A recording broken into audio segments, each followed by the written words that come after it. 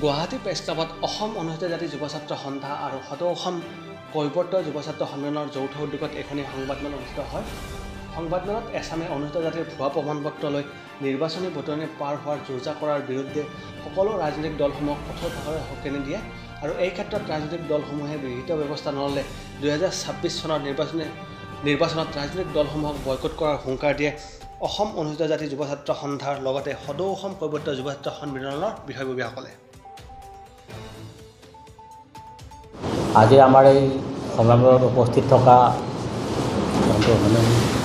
ভাৰতীয় সংবিধানৰ চতুৰ্থ স্তম্ভ বিভিন্ন সংবাদ মাধ্যমৰ পৰা অহা বৈদ্যুতিক মাধ্যম আৰু প্ৰিণ্ট মিডিয়াৰ সাংবাদিক বন্ধুসকল, আজি আমি অসম অনুসূচিত যুৱ ছাত্ৰ সন্থা আৰু কৈৱৰ্ত যুৱ ছাত্ৰ সন্মিলনৰ উদ্যোগত এখনি সংবাদমেল আয়োজন কৰিছোঁ।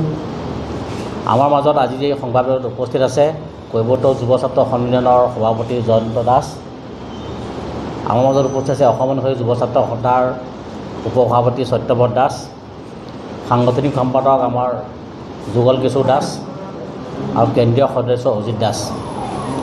আমি যিটো বিষয়ৰ ওপৰত সংবাদমেল দিব বিচাৰিছোঁ, ইতিমধ্যেই আমি আপোনালোকক ৰেজিভিটো দিছোঁ যে আমাৰ যিটো হেডলাইন দিছে অনুসূচিত জাতি ভুৱা প্ৰমাণপত্ৰ নিৰ্বাচনী বতৰণি পাৰ হোৱাৰ যোজা।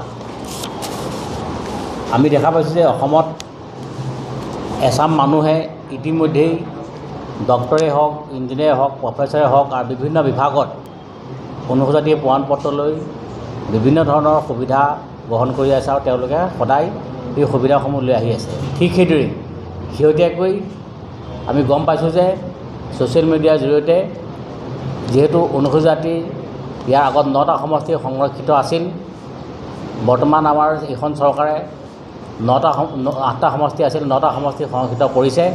সেই সুবাদতে আমি দেখা পাইছোঁ যে কিছুমান অনানুসূচিত জাতিৰ মানুহে অনুসূচিত জাতিৰ প্ৰমাণপত্ৰ লৈ কংগ্ৰেছ, বিজেপি, এজিপি এই সকলো দলৰে কিছুমানে এটা কুচকাচ চলাইছে ছ'চিয়েল মিডিয়াৰ জৰিয়তে আমি অনুসূচিত জাতিৰ লোক বুলি। আৰু ইতিমধ্যে তেওঁলোকে অনুসূচিত জাতিৰ প্ৰমাণপত্ৰ বিভিন্ন ধৰণৰ চ'ৰ্চৰ পৰা তেওঁলোকে উলিয়াই লৈ নিজকে অনুসূচিত জাতি বুলি প্ৰমাণ কৰিবলৈ গৈ আছে।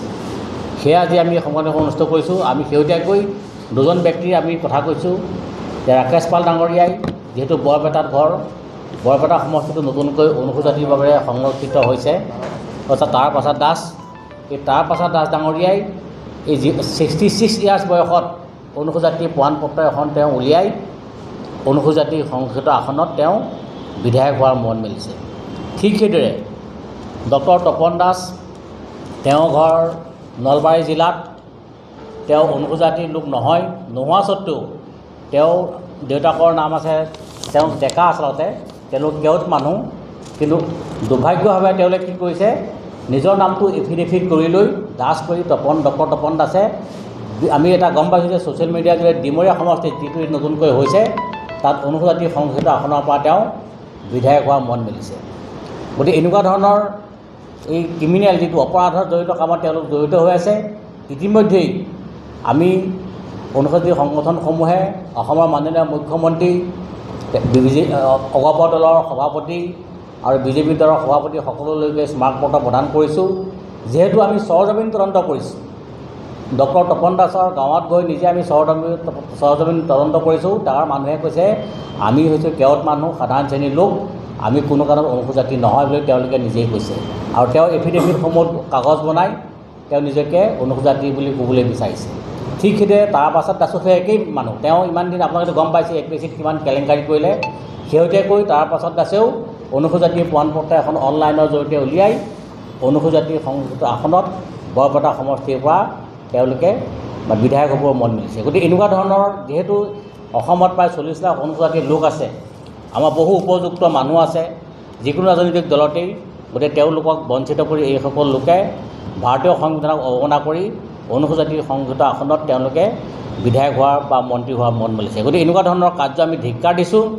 আৰু এনেকুৱা মানুহক যদি কিবা কাৰণত ৰাজনৈতিক দলবোৰে তেওঁলোকৰ দলৰ পৰা টিকেট বা তেওঁলোক প্ৰদান কৰে, তেতিয়া কিন্তু অসমত এটা বিৰাট আন্দোলন সৃষ্টি হ'ব, যিটো আন্দোলনে হয়তো অসম চৰকাৰে ভাবিবলৈ বাধ্য হ'ব যে আমি কি ভুল কৰিলোঁ।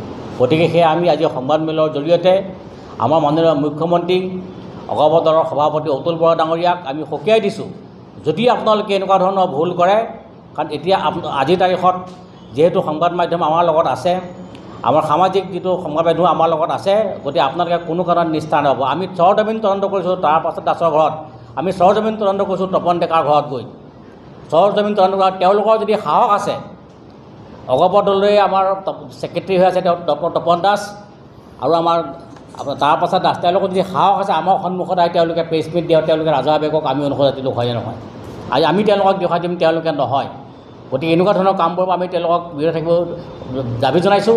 আৰু ইয়াৰ লগতে যিবোৰ ৰাজনৈতিক দলে এই সকলো লোকক প্ৰক্ষেপ কৰিব বিচাৰিছে, গতিকে তেওঁলোকে সেই কথাটো চিন্তা চৰ্চা বাদ দিয়ক, নহ'লে অসমত বাস কৰা অনুসূচিত জাতি 40 লাখ মানুহে ইয়াক কিন্তু প্ৰত্যুত্তৰ আগৰটোক যি 26 নিৰ্বাচন আছে তাত দিবলৈ সাজু আছে। দিয়ক, যদি আপোনাৰ ভোট লাগে আপুনি তেতিয়া টিকেট দিব, ভোট যদি লাগে তেতিয়া টিকেট নিদিব।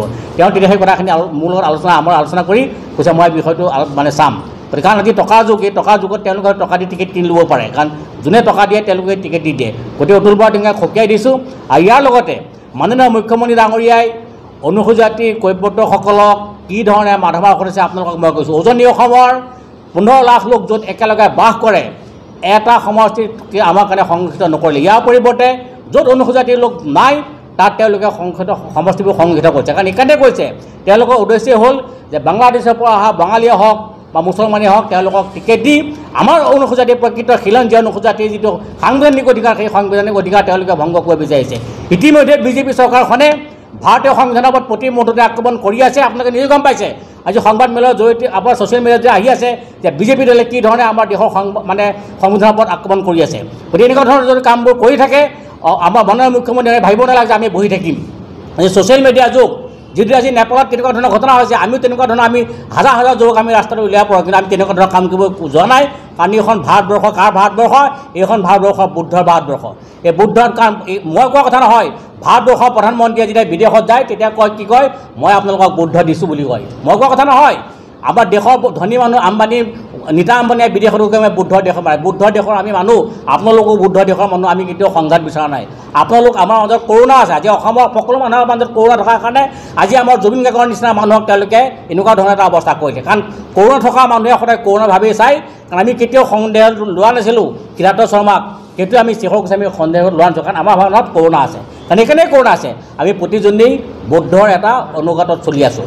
গতিকে এনেকুৱা ধৰণৰ কামবোৰ কৰি আমাৰ অসমখনক তেওঁলোকে বিপদত পৰিচালনা কৰিব বিচাৰিছে। আৰু সাংবিধানিক অধিকাৰ বা যিহেতু আমাৰ 9টা সমষ্টিয়ে সংৰক্ষিত দিছে, গতিকে আমাক কিবা কাৰণত যদি চৰকাৰে বঞ্চিত কৰে, আমাৰ তেতিয়ালৈকে আমি বিৰাট সংগ্ৰাম কৰিম।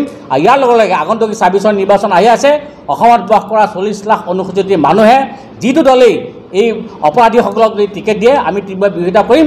আৰু তীব্ৰ বিৰোধিতা কৰাৰ লগে লগে আমি ৰাস্তাত সংগ্ৰাম কৰিবলৈ আমি সাজু আছোঁ।